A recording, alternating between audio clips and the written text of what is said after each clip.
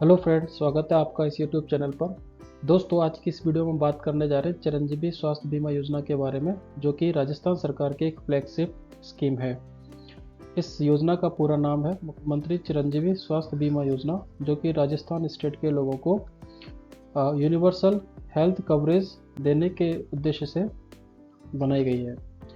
इस वीडियो में हम बात करेंगे कि इस योजना का हम लाभ कैसे लें, किन लोगों को लाभ मिलेगा, क्या राजस्थान के बाहर के लोग लाभ ले सकते हैं, कितना प्रीमियम भरना पड़ेगा, किन लोगों को प्रीमियम नहीं भरना है। इस तरह के कई सवाल जो कि हम लोगों के मन में होते हैं, उन सब सवालों का जवाब लेकर के इस वीडियो में हम आए हैं। तो चलिए आज की इस वीडियो को हम शुरू करते हैं। सबसे पहले हम इस योजना को समझने की कोशिश करते हैं कि ये योजना कब लागू की गई थी। तो राजस्थान सरकार ने अपने बजट घोषणा वर्ष 2021-22 के अंतर्गत इस योजना की घोषणा की थी और यूनिवर्सल हेल्थ कवरेज मतलब सभी को स्वास्थ्य बीमा प्रदान करने के उद्देश्य से ये योजना प्रदेश में लागू की गई थी। और ये योजना 1 मई 2021 से पूरे प्रदेश में लागू है। इस योजना के अंतर्गत मुफ्त एवं कैशलेस इलाज दिया जाएगा।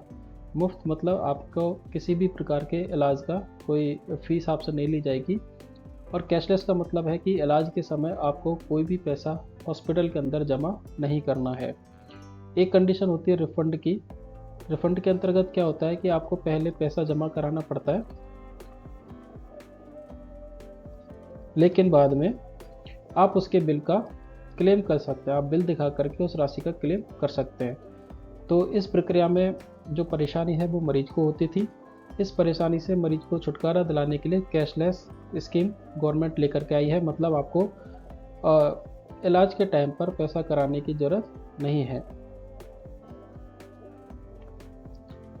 यह योजना राजस्थान के नागरिकों के लिए है। मतलब राजस्थान से बाहर के नागरिक इस योजना के अंतर्गत रजिस्ट्रेशन नहीं कर सकते, उनको इस योजना का लाभ नहीं मिलेगा।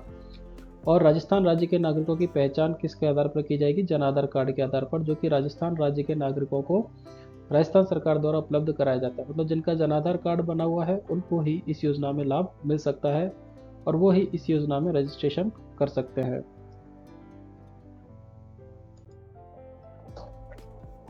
अब बात करते हैं कि योजना में कौन कौन शामिल हो सकता है। तो योजना में शामिल राजस्थान राज्य के लोगों को सरकार ने 5 श्रेणी के अंतर्गत बांटा है। पहली श्रेणी है राष्ट्रीय खाद्य सुरक्षा अधिनियम NFSA के पात्र परिवार। दूसरी श्रेणी है सामाजिक आर्थिक जनगणना 2011 के पात्र परिवार। थर्ड है लघु एवं सीमांत कृषक। चौथा है राज्य सरकार के सभी संविदा कर्मी और कोरोना के दौरान आर्थिक सहायता पाने वाले परिवार। और इन सब के अलावा जो कि इन चारों श्रेणी में नहीं आते हैं वो है अन्य परिवार। अब ये जो 4 श्रेणी है, ये इनको जो प्रीमियम है, जो राशि बीमा लेने के लिए जो प्रीमियम भरना पड़ता है, वो इन लोगों को कोई भी पैसा जमा नहीं करना है। मतलब 0 रुपये इनको जमा करने हैं। जबकि अन्य परिवार को प्रीमियम भरना पड़ेगा।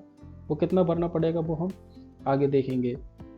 राज्य सरकार के स्थायी कर्मचारी जो हैं वो इस योजना का लाभ नहीं ले सकते, क्योंकि उन्हें राजस्थान गवर्नमेंट हेल्थ स्कीम के तहत ऑलरेडी लाभ मिल रहा है। तो राजस्थान सरकार के स्थायी कर्मचारी जो है वो राजस्थान गवर्नमेंट हेल्थ स्कीम का लाभ ले रहे हैं, इसलिए वो इस योजना के योग्य नहीं है। बात करते हैं कि योजना में पंजीकरण के लिए आवश्यक दस्तावेज क्या है। तो जैसे कि हम लोग बात कर चुके हैं, जन आधार कार्ड इस योजना में पंजीकरण के लिए आवश्यक दस्तावेज हैं। तो जन आधार कार्ड या तो आपके पास बना हुआ हो और जन आधार कार्ड नंबर उस पर होना चाहिए। अगर आपके पास जन आधार के लिए रजिस्ट्रेशन कर दिया है लेकिन जन आधार कार्ड अभी बनकर नहीं आया है, तो जो आपने रजिस्ट्रेशन किया है उस रजिस्ट्रेशन की रसीद आप लेकर के चिरंजीवी योजना के अंतर्गत रजिस्ट्रेशन करवा सकते हैं। दूसरा है आधार कार्ड, क्योंकि आपका जो आधार कार्ड है वो आपके जन आधार कार्ड के साथ लिंक होगा और आपकी पहचान के लिए आपके मोबाइल नंबर पर OTP आएगा। जब भी आप कोई भी ट्रांजैक्शन करेंगे तो हर बार आपको एक OTP उपलब्ध होगा। उस OTP को यूज़ करने के बाद ही आप योजना का लाभ ले सकते हैं। तो इसके लिए ज़रूरी है कि आपका मोबाइल नंबर आपके आधार कार्ड के साथ जुड़ा हो। तो अगर आपने जन आधार कार्ड में अभी तक नामांकन नहीं कराया है, रजिस्ट्रेशन नहीं कराया है, तो सबसे पहले आपको चिरंजीवी में रजिस्टर करने से पहले ई-मित्र के माध्यम से आप जन आधार पर रजिस्ट्रेशन करवा सकते हैं, जन आधार कार्ड का रजिस्ट्रेशन करवा सकते हैं। इसमें एक पॉइंट ये दिया गया है इन्होंने कि राष्ट्रीय खाद्य सुरक्षा अधिनियम के अंतर्गत जो पात्र परिवार है उनको रजिस्ट्रेशन कराने की आवश्यकता नहीं है, क्योंकि इन लोगों को पहले जो सरकार की योजना थी भामाशाह योजना, उसके अंतर्गत पहले से ही लाभ मिल रहा था। पहले भामाशाह योजना के अंतर्गत केवल इन्हीं परिवारों को लाभ दिया जा रहा था, बाकी किसी अन्य श्रेणी के परिवारों को लाभ नहीं दिया जा रहा था। लेकिन चिरंजीवी योजना के अंतर्गत राजस्थान राज्य के प्रत्येक नागरिक को इस योजना का लाभ दिया जा रहा है। तो ये ऑलरेडी इस भामाशाह योजना के अंतर्गत जुड़े हुए थे, इसलिए इनको रजिस्ट्रेशन कराने की जरूरत नहीं है। बाकी अन्य सभी को रजिस्ट्रेशन कराना होगा। बात कर रहे थे हम प्रीमियम की कि कितना प्रीमियम भरना पड़ेगा। तो जैसा कि मैंने कहा कि इन 4 श्रेणी के परिवार जो है इनको कुछ भी प्रीमियम भरने की जरूरत नहीं है, क्योंकि इनका जो प्रीमियम है वो राजस्थान गवर्नमेंट के द्वारा भरा जाएगा। इनके प्रीमियम की राशि राजस्थान गवर्नमेंट के द्वारा भरी जाएगी। और जो अन्य श्रेणी के जो परिवार हैं जो कि इन चारों जो श्रेणी के परिवार की श्रेणी में नहीं आते हैं, अन्य जो परिवार है उनको 850 रुपये का प्रीमियम देना पड़ेगा। वैसे टोटल प्रीमियम 1700 रुपये का है, तो 50% तो परिवारों को देना होगा और जो 50% पार्ट है वो राजस्थान गवर्नमेंट वो वियर करेगी। इस योजना में क्या क्या शामिल है? तो पैकेज में निम्नलिखित चिकित्सा सुविधाएं शामिल है। पंजीकरण शुल्क, आपका जो बेड चार्ज है और भर्ती व्यय, नर्सिंग व्यय, शल्य चिकित्सा, एनेस्थीसिया से रिलेटेड आपका कोई भी प्रोसीजर्स, ब्लड, ऑक्सीजन, ओटी का एक्सपेंसेस, मेडिसिन, एक्सरे या कोई भी इन्वेस्टिगेशन।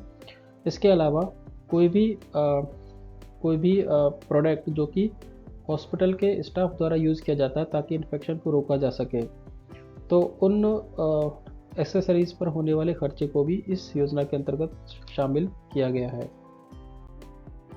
अब बात करते हैं कि इस योजना का लाभ कब एवं कैसे मिलेगा। तो चिरंजीवी योजना का जो लाभ है वो केवल आईपीडी पर ही मिलता है। मतलब अगर आप अस्पताल में भर्ती होते हैं तो भर्ती होने पर ही इस योजना का लाभ दिया जाएगा। मतलब ये योजना ओपीडी पर नहीं है। मतलब अगर आप कंसल्ट करने के लिए जाते हैं डॉक्टर के पास तो आपको कोई भी बेनिफिट नहीं मिलेगा। आईपीडी में भी योजना का लाभ मिलने के लिए एक ज़रूरी रिक्वायरमेंट है आपके लिए, नेसेसरी रिक्वायरमेंट, कि आपको 24 घंटे के अंत से ज़्यादा समय आपको भर्ती होना पड़ेगा। अगर आप 24 घंटे से पहले डिस्चार्ज ले लेते हैं तो उस स्थिति में भी आपको कोई बेनिफिट नहीं दिया जाएगा। 24 घंटे से ज़्यादा अगर आप भर्ती होते हैं तो ये योजना आपके खर्चे को लेकर के लागू हो जाएगी। योजना के अंतर्गत चयनित बीमारी आईपीडी प्रोसीजर की चिकित्सा प्रक्रिया से 5 दिन पहले तक और छुट्टी के पश्चात 15 दिन बाद तक आपको जो है इलाज जो है वो चिरंजीवी योजना के अंतर्गत मिल सकता है। लेकिन ध्यान रखने वाली बात क्या है कि ये जो सुविधा है वो कैशलेस नहीं है। मतलब ये इसमें आपको ऐसा नहीं कि पैसा नहीं जमा कराने की ज़रूरत है। इसमें क्या करना पड़ेगा आपको कि 5 दिन पहले अगर आपने कोई, क्योंकि भर्ती होने से पहले आपको डॉक्टर को दिखाना पड़ेगा, तो आपको डॉक्टर को कंसल्ट करना पड़ेगा। उसके बाद ही वो आपको एडवाइस करेगा कि आप एडमिट होइए। तो इस एडमिशन से पहले जो आप कंसल्ट करते हो 5 दिन पहले तक, वो भी इस योजना के अंतर्गत शामिल है। और डिस्चार्ज होने के पश्चात 15 दिन तक जो भी मेडिसिन चलेंगी, आपकी जो भी जांच है, जो भी दवाएं हैं, वो भी इसके अंतर्गत सम्मिलित हैं। लेकिन इसमें आपको कैशलेस नहीं मिलेगा। मतलब आपको पहले पेमेंट करना पड़ेगा, बाद में क्या करना पड़ेगा, आपको इनका बिल को क्लेम करना पड़ेगा। जो भी आप का खर्चा होता है उसका बिल संभाल करके रखिए और इन समस्त बिलों को अस्पताल में स्थित चिरंजीवी मित्र केंद्रों पर देना होगा, जिसका भुगतान चेक के माध्यम से या सीधे आपके बैंक खाते में कर दिया जाएगा। तो इसमें इम्पोर्टेंट पॉइंट क्या है कि पहली बात तो ये योजना ओपीडी पर लागू नहीं है, इसका लाभ केवल आईपीडी पर मिलता है। और दूसरी बात यह है कि अगर आप इस योजना का लाभ लेते हैं तो आपके लिए कंपलसरी रिक्वायरमेंट है कि आपको 24 घंटे भर्ती होना पड़ेगा। 24 घंटे से ज़्यादा आपका एडमिशन होना चाहिए, तब ये योजना लागू होगी। तो तीसरा यह है कि 5 दिन पहले से और 15 दिन बाद तक हम इस योजना का लाभ ले सकते हैं, लेकिन इसके लिए हमको बिल क्लेम करने पड़ेंगे। ये जो प्रक्रिया है ये कैशलेस नहीं है। इसमें एक चीज़ और है कि अगर किसी एक अस्पताल में परामर्श हमने लिया है लेकिन एडमिट हम किसी दूसरे अस्पताल में हुए हैं, तो ये जो 5 दिन पहले का लाभ हमको मिल रहा था वो लाभ हमको नहीं मिलेगा। अब हम बात करते हैं कि योजना में मिलने वाले लाभ की सीमा क्या है।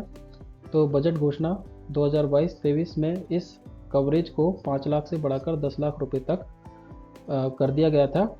और अभी वर्तमान में 2023-24 बजट घोषणा वर्ष में इस सीमा को बढ़ाकर 25 लाख रुपए कर दिया गया है। मतलब आप 25 लाख रुपए तक का कोई भी ट्रीटमेंट ले सकते हैं। अब हम बात करेंगे कि हॉस्पिटल मरीज की पहचान कैसे करेगा, कि जो चिरंजीवी कार्ड उसने हॉस्पिटल को उपलब्ध कराया है वो उसी मरीज से संबंधित है या नहीं। तो मरीज की पहचान जो है वो बायोमेट्रिक मशीन के द्वारा की जाएगी, और बायोमेट्रिक मशीन में मतलब फिंगरप्रिंट्स लिए जाएंगे। यदि एक बार में संभव नहीं है तो कम से कम 3 बार अलग अलग उंगलियों के साथ प्रयास करेंगे, और इन प्रयासों की गणना जो है वो सॉफ्टवेयर करेगा। 3 बार से ज़्यादा भी अगर सफल नहीं होता है प्रयास और आपका बायोमेट्रिक कैच नहीं होता है, तो इस स्थिति में क्या करना पड़ेगा कि मरीज का फ़ोटो पहचान पत्र, जिसमें मरीज का फ़ोटो हो, के आधार पर मरीज की पहचान की जाएगी। मतलब मरीज को अपना एक फ़ोटो पहचान पत्र देना होगा। ऐसी कोई भी स्थिति जिसमें बायोमेट्रिक लेना संभव नहीं हो, जैसे हाथ कट गया हो या हाथ में जल गया हो या कोई भी इंजरी हो गई हो जिसमें आपके बायोमेट्रिक्स डैमेज हो गए हों, तो उस कंडीशन में भी इसी प्रक्रिया को अपनाया जाएगा। मरीज का एक फ़ोटो पहचान पत्र दे करके, और मरीज का उस फ़ोटो पहचान पत्र को स्कैन करके अपलोड करना होगा। साथ के साथ मरीज़ की लाइव फ़ोटो भी उसमें अपलोड की जाएगी। और ये सब होने के बाद आपको चिरंजीवी योजना का लाभ मिलना प्रारंभ हो जाएगा।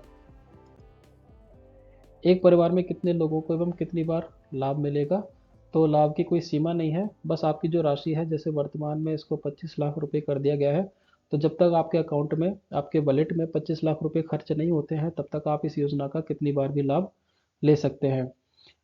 जैसे एक कंडीशन और है इसमें, कि जैसे आपके पास 25 लाख रुपए का बैलेंस है, मतलब इतना आप यूज कर सकते हैं, और आपने किसी वर्ष में 10 लाख रुपए का यूज़ किया है, तो जो 15 लाख रुपए है वो नेक्स्ट जो आपका ईयर है उसमें ट्रांसफ़र नहीं होगा। ये राशि जो है आपकी लैप्स हो जाएगी। जो नेक्स्ट ईयर है उसमें क्या होगा, आपको फिर से 25 लाख का बेनिफिट दोबारा से स्टार्ट हो जाएगा।